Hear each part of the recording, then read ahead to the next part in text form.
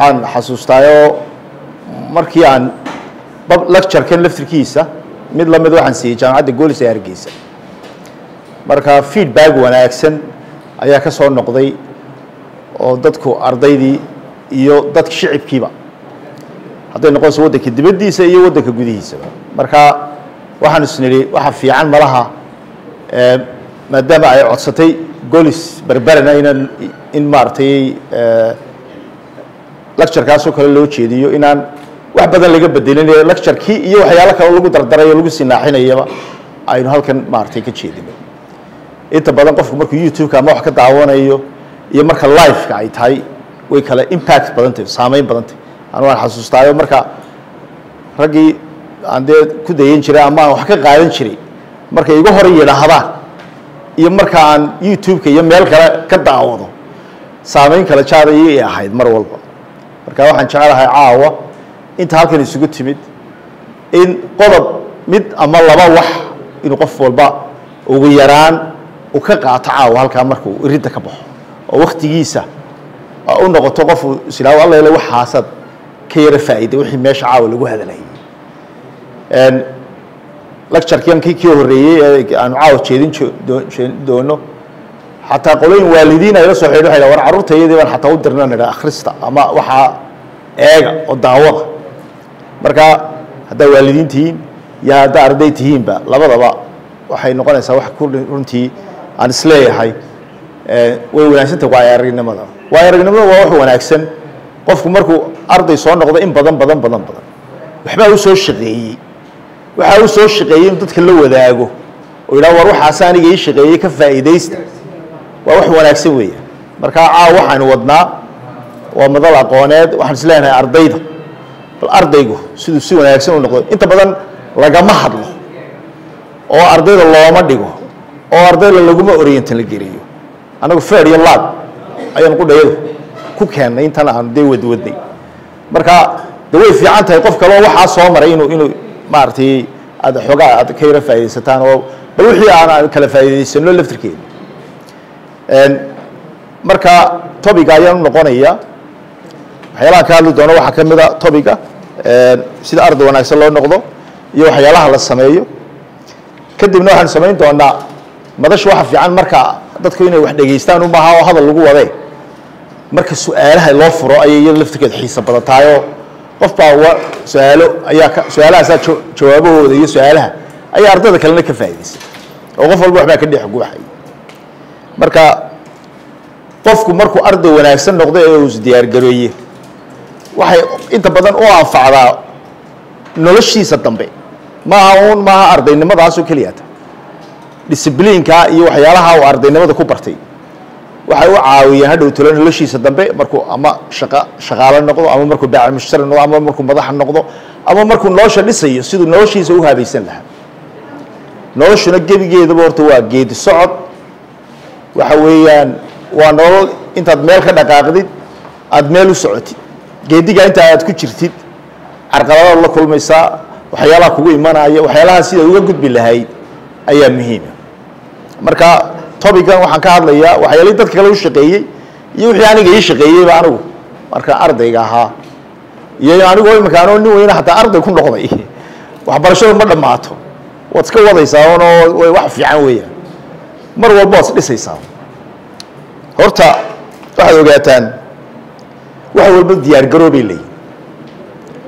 haddaana diyaar garoow samaynin wax kasta oo nolosha ka mid ah waa inaad ugu diyaar garoodaa haddaad shaqaale noqonaysid shaqadaa waa inaad information badan ka haysataa maxaa ugu muhiimsan dadka meeshaa joogaa waa iyo maxay kala qabtaan sidee loo dalacaa shaqada sidee baad wax u heli karaysaa sidee baad ugu ficnaan karaysaa waa inaad information raadsataa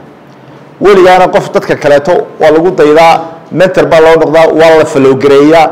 talooyinkooda waa la dhageystaa waxyaalo qaar wuxun baa kaga soo duulaya anigu ilaa imakadaa dad badan baan dhageystaayo oo aan eegaayo dadka guulaystay oo dhan waan jecelahay inaan wax ka faa'iideysto sababta secret bay leeyihiin secretkooda ayaan baarbaaraa aan idhaahdo talo halkaa yar qofkaasina waxaasuu sameeyey qofkaasina waxaasuu sameeyey adiguna ka faa'iideyso sidaad u samayn lahayd marka waxaan jecelahay marka hore preparationka qofku inuu diyaar garoobo ardaygu diyaar garoobo anigu tusaale ahaan marka aan doonayo inaan diyaar garoobo arday ahay waxyaalaha aan samayn jiray waxaa ka mid a kalaaska ayaa waxaan tegi jiray saacad ka hor ama 30 daqiiqo ka hor ama 40 daqiiqo ka hor intaanu kalaasku bilaamin kalaaskoo maran inaan iska sii dhex fadhiisto waxaan eegi jiray topiga maalintaa la dhigayo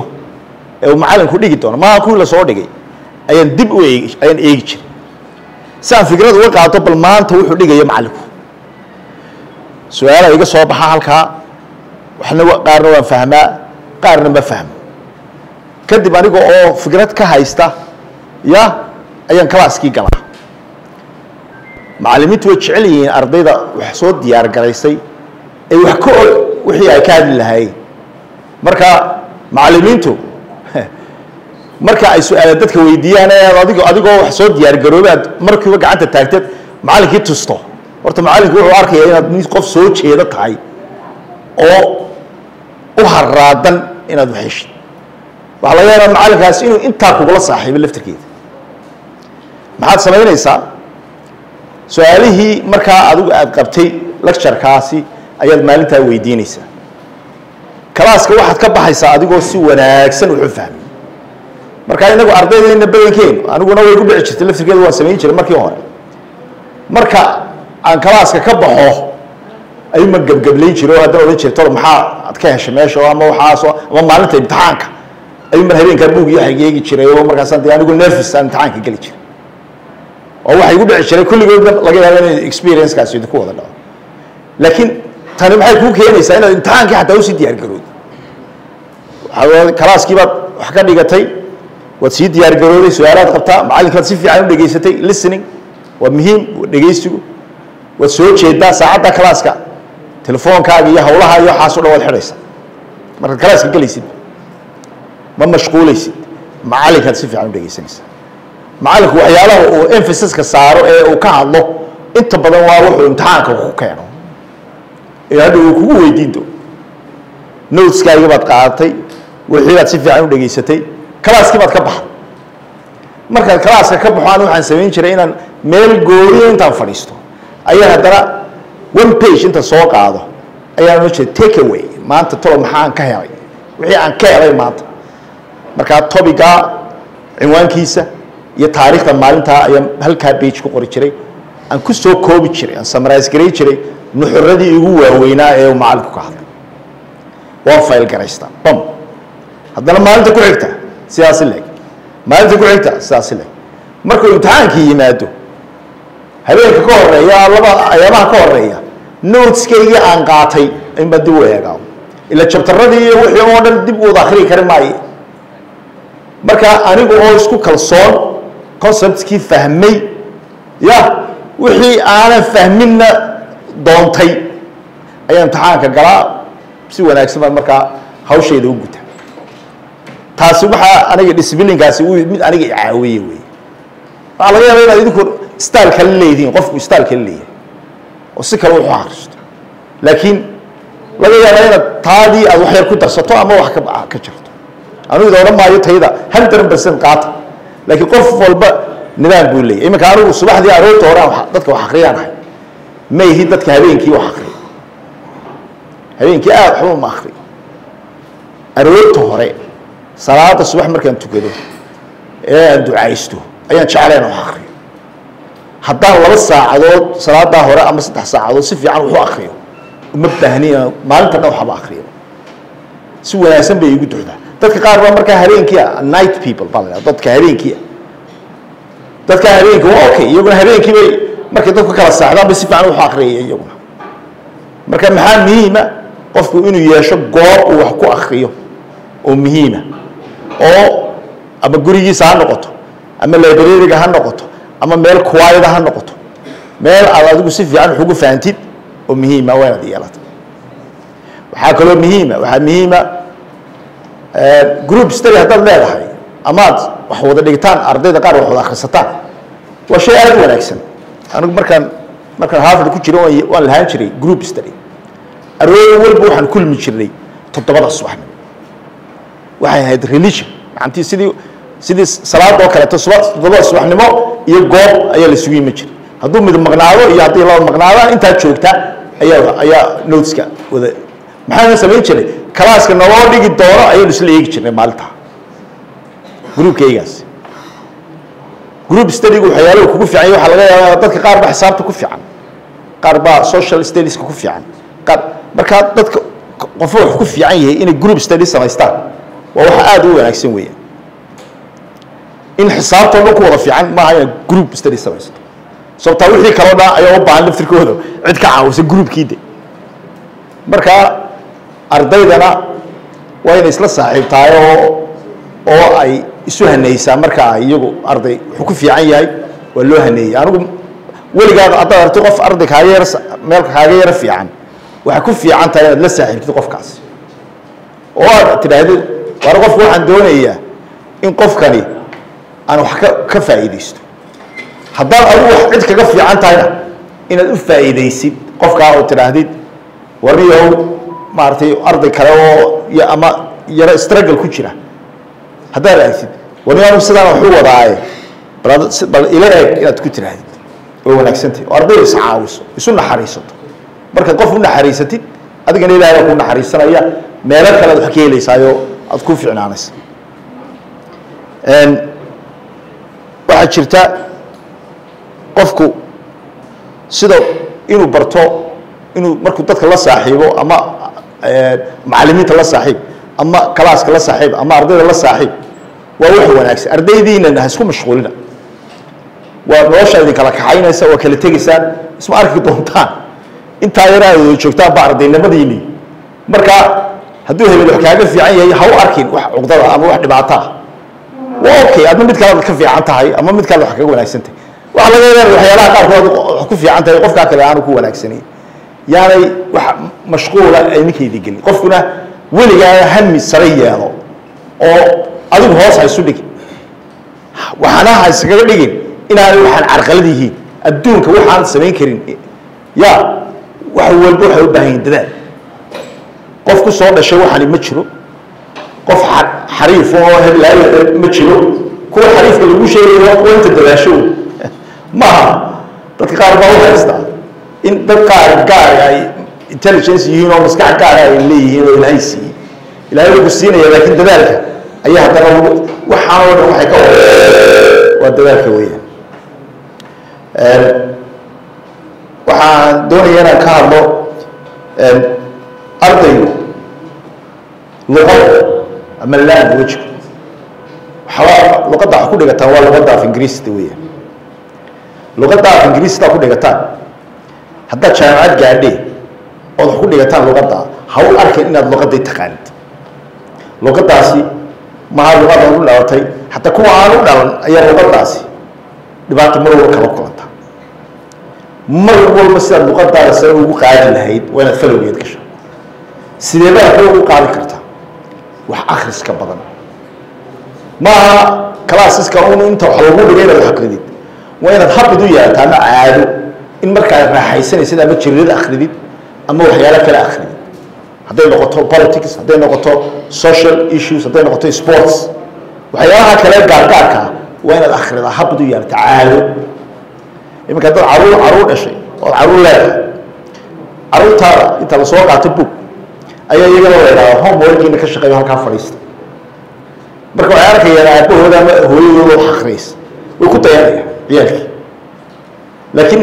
hadda ciyaalku ku tahay orda xarooda wax akriya iyagoo dambaa way iska yaro wareegaya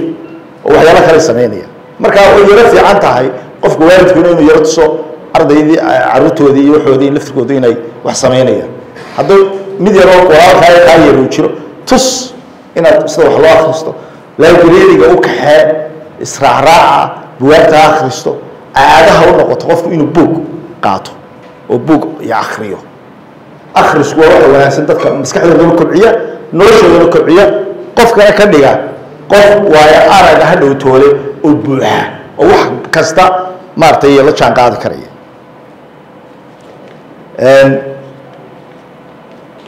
waxaan doonayaa inaan iyadana aan ka hadlo xagga sportska ardaydu way u fiican tahay haddaan qofki sports lahayna ugu yaraan inuu qofku lugeeya ya waa inuu logeeyaa oo jirkiisa wax exercise kan iyo lugtan iyo waxaan uu samaynayaa stamina qofka waxa weeye caafimaad ahaan caafimaad bay u tahay wax wanaagsan bay u tahay waxaan xasuustaa group study ku noqonayaa ama groupka sheeko nin kabariga la yiraahdo IBM computers ka sameeya ayaa waxa dhacday bari in uu 93 meelaha ayuu losses fara badan u galay kabarigaas kabarigii markuu losses $6 billion loss ayuu sameeyay oo khasaara $6 bilyan oo sanad qura oo khasaaray boardkii baa fadhiistay waxay yiraahdeen waxaan u baahanahay qof ka saara losseskan kambariga gudidii baa baadhay waxay u baahanay qof engineer technical ma qof sidana aduu aakhirkii waxa la soo helay sheekada inay ku dheereeyeen nin banker ahaan jiray ayaa la soo qabtay oo la yiraahdo adiga oo CEO ahaa ayaa la yiri bal hada kambariga losseska iyo waxaan sidaa loo saartaa la doonay ninkaas wuxuu sameeyay nin Harvard ka baxay buu ahaa ya Louis German Gunier baa la yiraahdaa book boqor la yiraahdo who said elements can dance yaa yiri libaax yaa yiri maroodi dance ma ciyaar karo wuxuu leeyahay hatta maroodiga waa dance ciyaar karay maroodiga weyn oo la aragtay wuxuu sameeyay ninkaasi group study buu soo ardaydiisu uu wax la akhrisan jiray 30 sanadood ka hor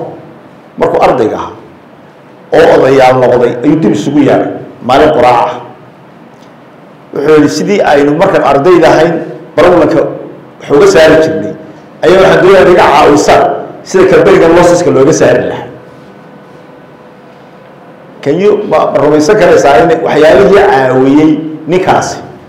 inuu kabariga 6 sanadood gudahood isagoo $6 billion loss ku jira inuu positive ka dhigay oo $4 bilyan macaash uu sameeyay waxay ahayd ardaydiisii wax la akhrisan jiray ayaa fikrada siiyay oo ku yiri sidaas samee hadii waxa ku leeyahay la tashi ama wada tashi xagga ardayda hadda madax noqotid hata inaad dadka la tashid wali hadda madax noqotid oo problem kugu dhaco ya problemka kaliya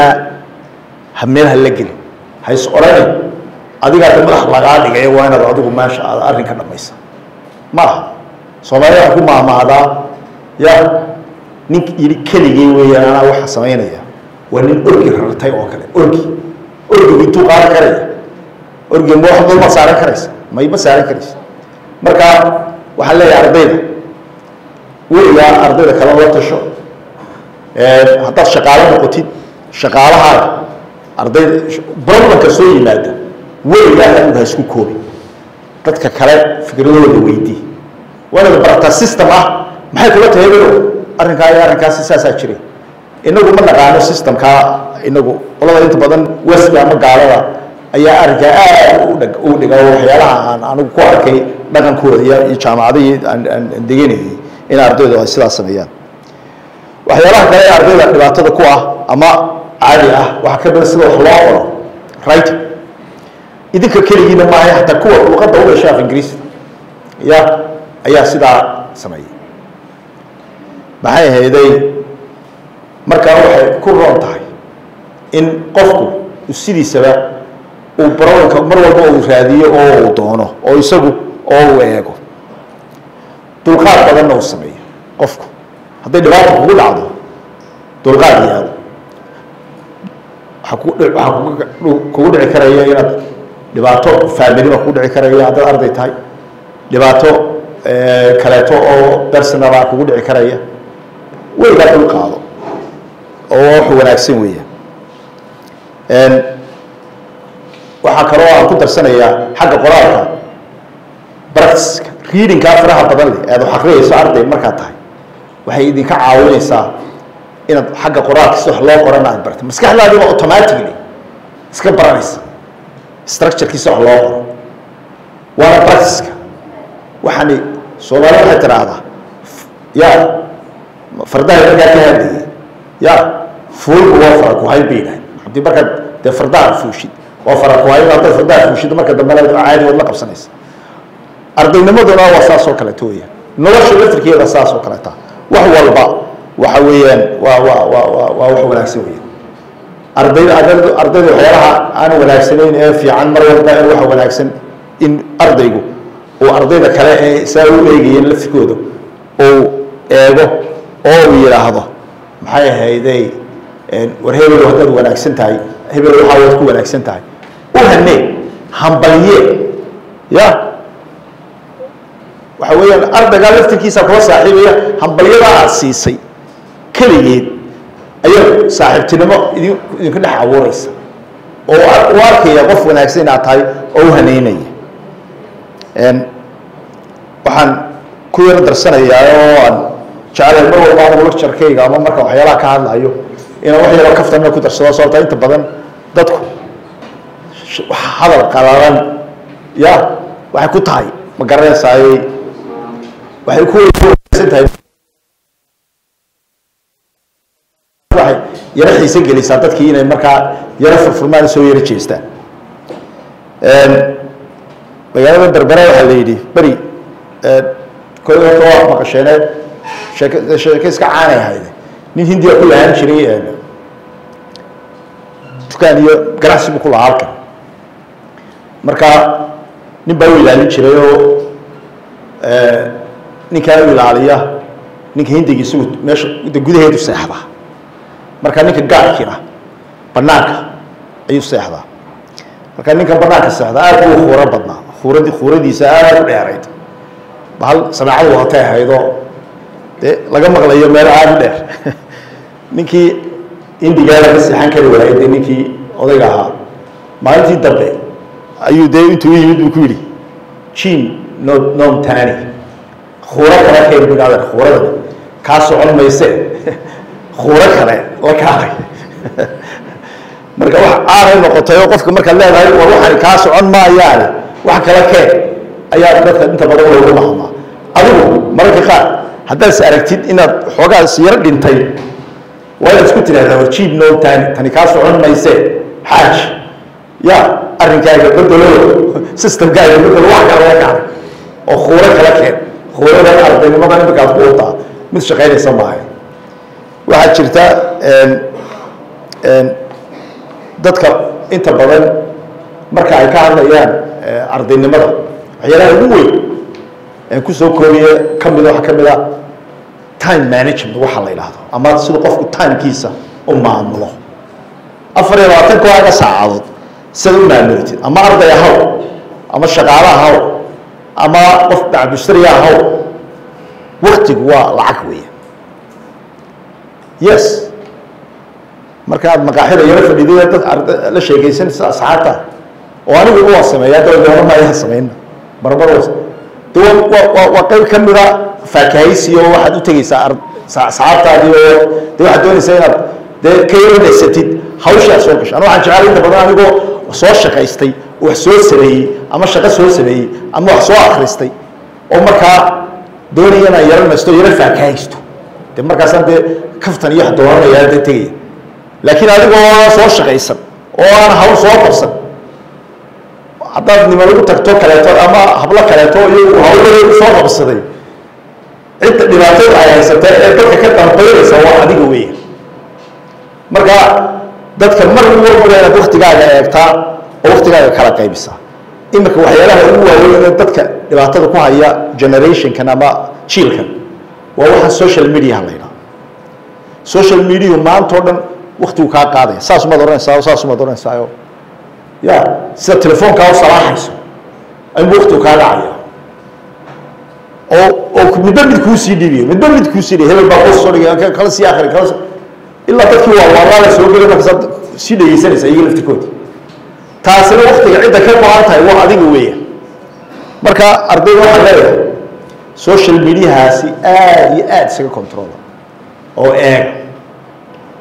oo imika qabyaalad baa dadkii ku wareerisay weliba dadkii baa oo dee isu wada qabsanaya qabyaalad oo halkaas waxaasuma laga sheekeynaya taa aad iyo aad uga fahayso soo waqtigaada dhibaato ku ah weeya halkaasaan kafta yar ku darsanayaa waxaa jirtay beriyaa waxaa shukaansaday ina reer waqooyi dee xagga ka soo jeeda iyo nin reer xamar ah markaasaa ninkii reer camarkaa yidhi abbaaye waxaan rabaa inaan ku guursado de waa sax bay tahay oo da reerkayga u tag bay tiri aabbaheed ayuu inantii aabbaheed bay ballamisay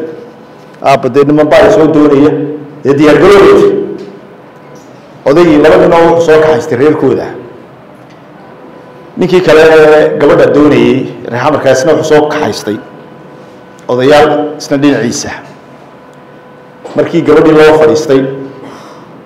ayuu odaygii dee roogooyga yidhi war qabiilka inanta iga soo doon ninka gabadha iga soo doonaya hadduu u arkaya waa ninkii meeshuu fadhiyaa waa qabiilkeedu yidhi inankii baa jawaabay laftirkiisiyo oo odayaashii muudayn laftirkiisa odayaashii kale reer xamarka hadda inay u jawaabaan isagii baa jawaabo markaasuu adeer aniga reer xamar aan ahay odaygii baa yidhi reer xamar yaad ka tahay buui yaad ka tahay reer xamar inankii wiilkiina wuxuu yidhi adeer anaga reer camuudi aa nala dhahaa reer camuudi ayaa nala dhahaa buuri markaasuu yidhi odaygii yidhi markaasuu oo reer camuudina yaad ka sii tahay marka intaanu inankii jawaabin ayaa oday kale oo odaygan dee inanta bixinaya ay dee ilmaadiriyiinoo la socdo dee inanta bixinayay ayaa yidhi oo adeer maxaad ka sii weydiinaysaa bilaa filaa reer ruuxi baan ka sii ahay reer camuudiga reer ruuxi baan ka sii ahay bilaa weydiiya halkii baa la wada qoslayo markii dambe inantii ninkii la siiyey waxaan ka wada markaad social mediaha aad maaragtay dee gashay waxaasoo waxaad arkaysaa dee waxyaalo aad la yaabto markii qaar baad war waxaan u waaral maxay ahaa dadka markaas markii dambe aad isku qoslaysaa soo war anaga ka sii waalan dadka waa dhageysanaya dadka anaga ka sii waalan dadka waa dhageysanaya soo waqtigu ba kaga lumaya marka ardaydu mar walba ka foojignaato social mediahaasi waqti badan buu qaataa idoo ma yahay gelin 100% laakiin waqti siiya for example waxaad tiri maanta half an hour baa ku jiraya horta xilliyada classka leedahay waa shut down no social media no Facebook nothing no Twitter xilliyada aad wax akhrisanaysid nothing waa inaad xidhaa waa in waqtiga ku kala xadisnaada waqtiga salaada tukanaysid soo salaada waqti ma laha soo ma ducaysid wax akhriskaaga iyo nolosha kale iyo sida xusanaysiinaysidna waa inay idin kala qaybsanaado waqtiga asxaabtaaga arkaysid waa inay idin kala qaybsanaado waqtiga aad socialka leedahay waa inay ku kala qaybsanaado laakiin haddii waxaa goobna isku wada walaaqan yihiin ma kala galan karaysid timekaad wax akhrisatay iyo sidii aad waqtigii u gelisay wixii jaamacad marka hadalkaad ku dheereeyay waxaan doonayaa anigu aan aad u xiiseynayaa waxa weeyaan wixii su'aalaha inaan ka jawaabo